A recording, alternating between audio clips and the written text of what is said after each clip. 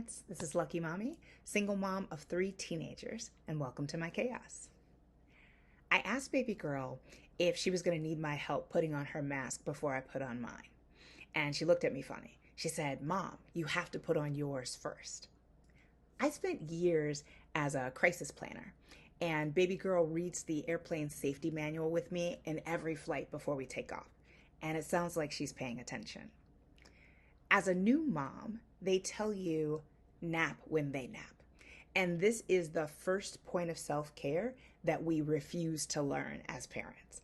And I can tell you, I absolutely did not get it right.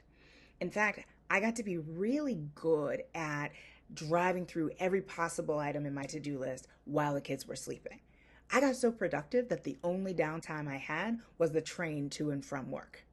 So not only did I fail to put my mask on first, I never put it on at all.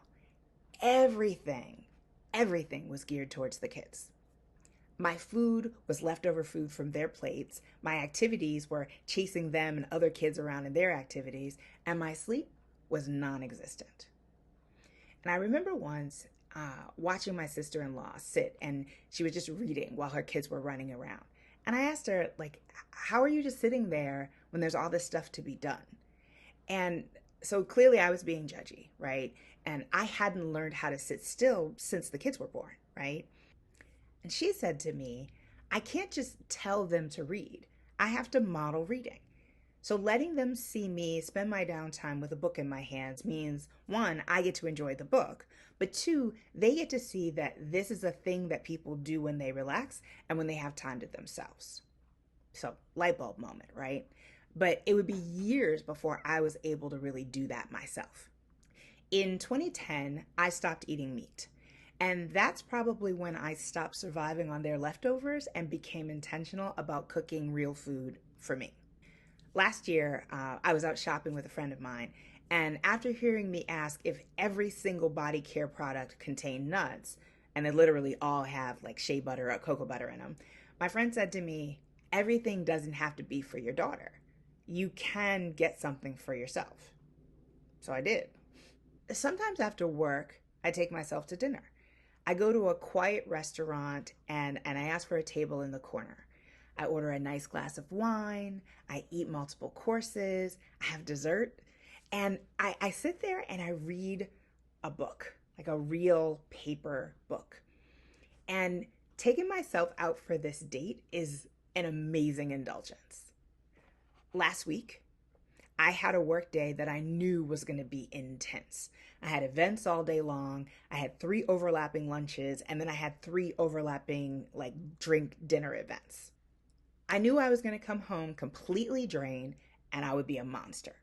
So I decided that I would book a hotel. So this was a dream for me when I had 3 very small Lucky kids, and I didn't know how to prioritize me over everyone else who needed me, right? If I'm in the room, I tend to respond to the needs of the room. And I realized that removing myself from the room is one way that I can replenish myself. So last week, I got a hotel and I slept well. And when I came home from work the next day, I was ready for anything. If you're still early in the parenting game, I want you to think about how you can replenish yourself. Don't wait for the crisis. Start building balance now. What are the things that you do that allow you to relax? And if that's time to yourself, it can't just be a few minutes hiding in the bathroom with your phone. It's got to be real time to yourself. So think about how you create that. Also, teach your kids to relax by showing them that you know how to relax, right? Now, I think I'm going to go make myself a cup of tea and listen to some jazz.